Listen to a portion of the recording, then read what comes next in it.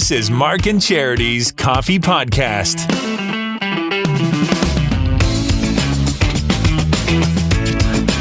Mark and Charity Coffee Podcast, back from like wherever we are.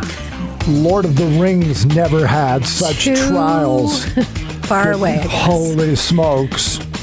How can two people don't even get me started. Into so Not much just trouble? two people, the world. I don't know what happened last week. Honestly, when you start to break it down, I could tell you so many things last week.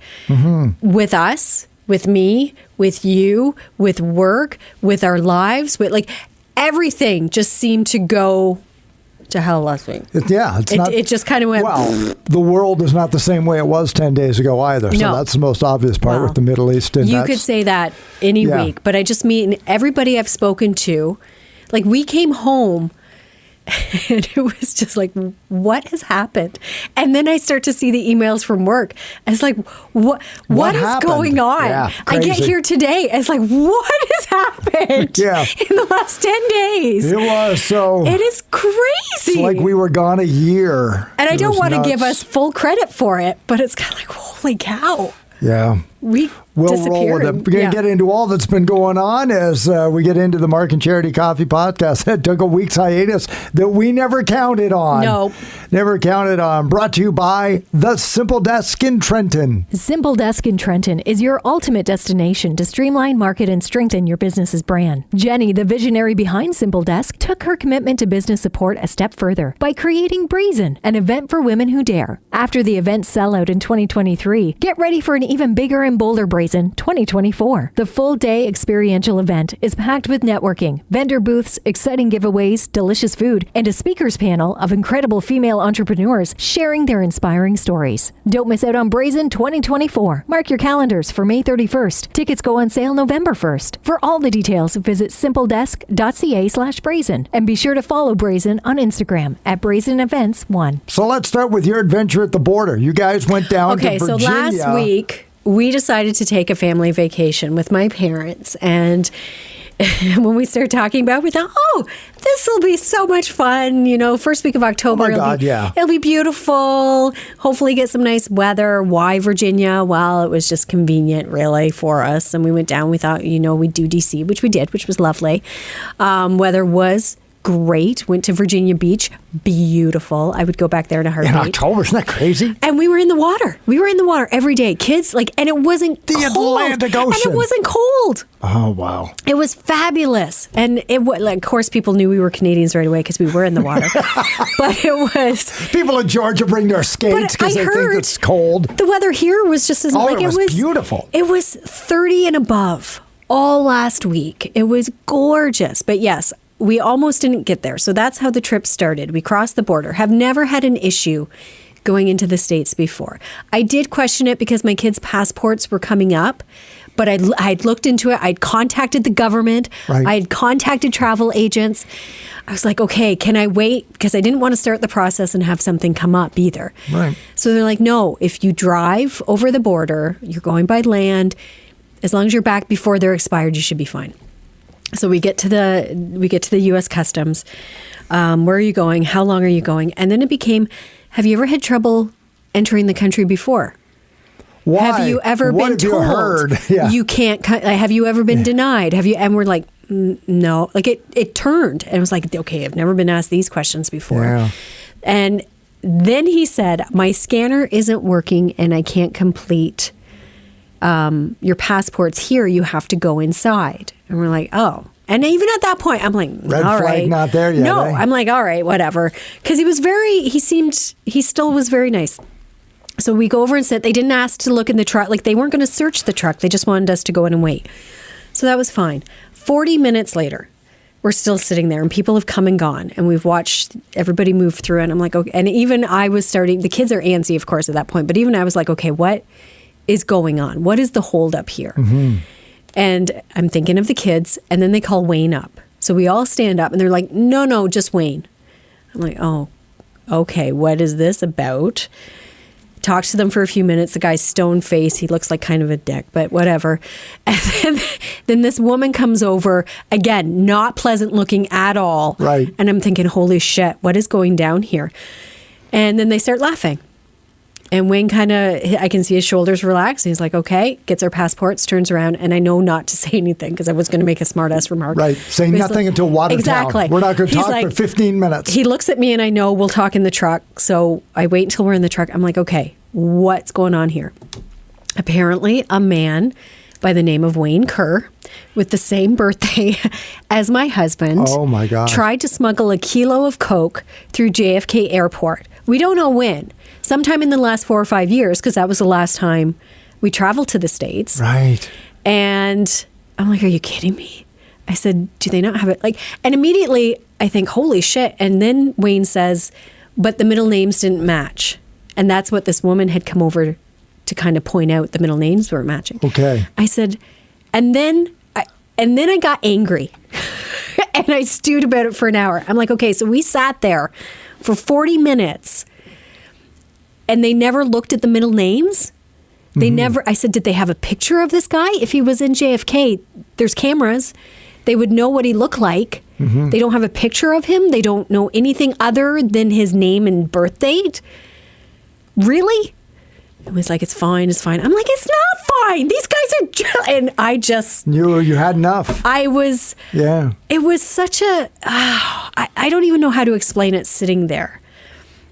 It was an odd experience, and of course, you can't say anything. You can't. Because Wayne said that, because the kids were kind of worked up at that point too. And they're like, really? Like, why did they not know Dad's... And they started in. And Wayne's like, the best thing you can do is just stay calm, stay patient, and just answer their questions and move on. And he's it's a very uneasy feeling to have no power. Yep. And that's what it is. You are completely at their whim. Mm-hmm. Yeah, I went through that. It was 5 hours. Yeah. At Detroit years and years ago when we were doing a station broadcast trip, broadcasting back and trying to cross the border with equipment and brokerage. They tried to get me to broker. We must have made 5 or 6 trips to different places, and they were not going to. And finally, they started working on deportation papers that would prevented us from going into the United States until finally a woman in the office said, okay, enough of this. This just sounds like it's ridiculous. And she said, no, they are international media representatives. It's no different than when the Toronto Maple Leafs broadcast team goes to do a game in Detroit. They're not taking a job away from an American. They're doing their Canadian job. That's what I was doing. And so they said, oh, well, that cost you $10. But again, it took 5 hours. And there's absolutely no way if I had lost my patience, it would have ended well. Well, they don't mess around. But they don't need. But that's my point. No need of it. Yeah. All you had to do was just maybe take 5. And I said that to him. I'm like, okay, the guy at the booth, as we were at the border, did he not see the middle names didn't match? Could he not have asked maybe a few more questions at that point to maybe clarify? Did it have to become? And again, I know it's only 40 minutes, but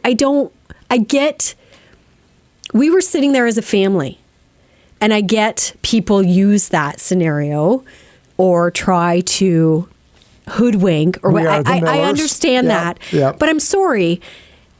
Look at us. Like we're not being suspicious. We're answering your questions. We're being very polite as Canadians are. We told you where we were going. Like it just boggled my mind. It was just so ridiculous. A whole other place, and now I wonder if it's not going to happen every time. I don't know if it will. If it'll happen every time. It might very well, but at least because now he's been flagged. Warned. Now we know. You're now warned. You can say, no, this happened the last time. Our middle names are different. The only thing I will say to it, and it's not in their defense, is when you watch the news out of the States and you were down there, as soon as you talk border, they don't F around. They don't. So now on the flip job side, is not to be ambassadors to welcome you to the United States. And I understand that. But I understand that too. But not everybody's a criminal either. But that seems to be the way. Right. Absolutely it is. So it's a different feel. Yeah, it is a different feel down there. Because when I meet up with border crossing guards from Canada, I never get that Exactly. feeling. And that's what I was going to say. Coming home, he was very, like, yes, Virginia's not maybe the number one destination for families to go. But he asked where we were, what we did, how long we were there. And he said, and again, he looked at the kids and he's like, you're all from the same family. And we said, yeah. Mm-hmm. He's like, okay, welcome home. Hope you had a great trip. Safe travels. Have a good night. Like there was no animosity. The animosity too. Like it's almost like a tension, like an anger.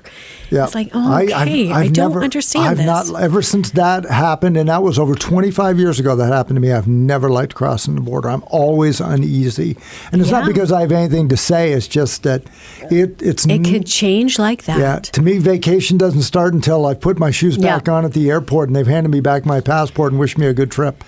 But my point about the Canadian border is that I don't think they treat Americans that way. I don't think so either. So, Americans treat Canadians coming in. I don't know that we treat Americans that way. I could be wrong. I don't get that impression, and I've certainly never heard that or seen that on chat boards. I haven't yet talked to them, and we have neighbors who are retired border police. They worked at the airport and they worked at Pearson for years and dealt with some the stories are incredible they've shared with us. But I do need to talk to them because I am curious if this is going to be an ongoing issue with Wayne crossing the border now and what advice they have for dealing with American Border Patrol people. Yeah, like would he ever be able to get Nexus as a result? Something like if he decides, well, I want that'll just make it easier. We probably, your name's flagged, you probably wouldn't even get. I don't know. I can't say one way or the other. Now that we've been through this, number one, there was no apology, which is in itself. Not going to get it. But it irritates the hell out of me. I know it does. But the fact that, that this isn't him, that he's not this guy, how can you remove it? Like, why would you keep the flag on him? Mm-hmm. Why would you have a flag on him knowing he's not the right person? Well, maybe they did remove it at that point. And they might have. You don't know. But again, they didn't say that. Mm-hmm. So it's kind of... it just made me angry. You might as well cross the border tomorrow just to find out. We'll just go for a day trip. Well, we talked about, because the kids do want to, we've talked about doing another Disney trip. I said, that's fine. The kids have never been on a plane. We'll fly. You can drive. Wayne can travel on his own. That would be different. Wow. And the kids and I can fly. What if people get flagged in an airport? I would think if he's been flagged, because I know of other people who every time they cross the border, it's an issue because of someone else who has the same name. Mistaken identity. It's taken, yes. So if you have a very, very common name, you're in a lot of trouble. Like if your name's Bob Smith. Yeah. And any Robert Smith ever in the history of did anything naughty at the airport or crossing a border, every Bob Smith probably gets flagged. But to have the same name and birthday, that's so strange. Yeah. And he's like, but what about your wife? Has your wife ever been in trouble? He's like, I don't think so, not to my knowledge. And both of them were like, you'd be surprised at how many people don't know their spouse has a record. And he's like, I'm fairly confident she's fine. Yeah. She's not broken the law since I've known her. Exactly. Like maybe she got married to change her name. I've heard about that. It was just such an odd experience. And that's how the trip... Oh, incredibly unsettling. And you're right. Until we were in the truck, and then even as we were driving, I said, you do the speed limit. You don't make any U-turns. Yeah. Keep your eye on the mirrors. I said, we don't need... Like, you're under the radar this week. Yeah. Kath and I are going away. I know I just got sick and back from a week, but we're going away in a month for a couple of weeks. Yeah. Down south. And, boy, I hear that, and now I get nervous. But we're flying, so... Yeah. So it'll happen in the airport, and that's fine. I mean, I've never had a problem in an airport. I don't know. There's just something about sitting in a long line of vehicles. As you said, though, it's dealing with the Americans. Yeah. It's not coming through our own customs. Mm-hmm. Because as I said to Wayne, I said, I can't see them not having the common sense to see, the names don't match up. Like, I can't understand a Canadian, and I know how awful that sounds, but as a Canadian, not looking at it and being like, oh, okay, well, no, their names are different. Maybe we should ask a few more questions and get a better feel or a better read on them. Because as this gentleman at the border, before we parked, when we were still in the vehicle, was trying to process our passports, a hockey bus came by. There was a bus, Gatineau hockey team. Right. So I turned to Wayne, I said, who would that, like we're having, and then this whole conversation about hockey's going on. So he and I are conversing about, well, who would that be? And is that the same level? Like I'm asking him this because I'm curious as to who's on this bus. Hockey, right. Yeah. So we're carrying on this whole conversation while he's trying to, it's not like we were biting our nails and looking at each other like, oh no, we're going to get, like, there was nothing suspicious about us at all. Ever. At all. It was just so Charity absurd Brown, for to me. goodness sakes. So absurd. But You're whatever. so young. But that's how it started. Then Wayne got sick, of course, when we got down there. Oh, no, yeah. And then the rest of us started to get sick near the end of the week. We're not COVID. We don't have COVID. We've tested negative. But overall, it was a nice vacation. Good. Just a few little hiccups here and there. Yeah. But that's good.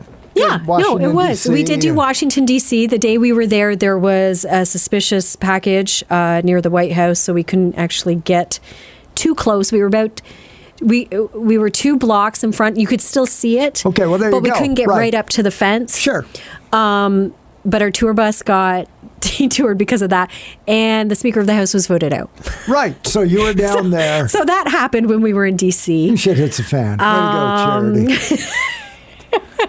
I don't think there was any other quote unquote bad things that happened last week, but it was an interesting week. And then of course I heard from you before we left that you had tested COVID positive. Yeah. So I'm like, okay, well, I don't know what really the protocol is. Maybe he'll be back Monday.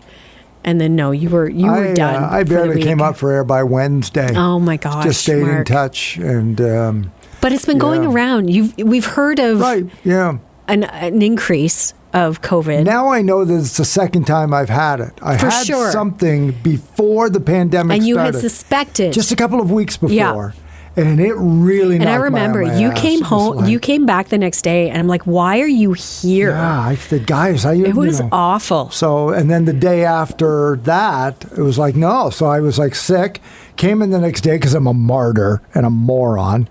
Kicked you out, made you go home. Yeah, and then was sick the next day, and then got over it, and then within 10 days, the world shut down. And I thought, I don't know, maybe I had it. You've always questioned that. And then having had it here, that was the exact same thing.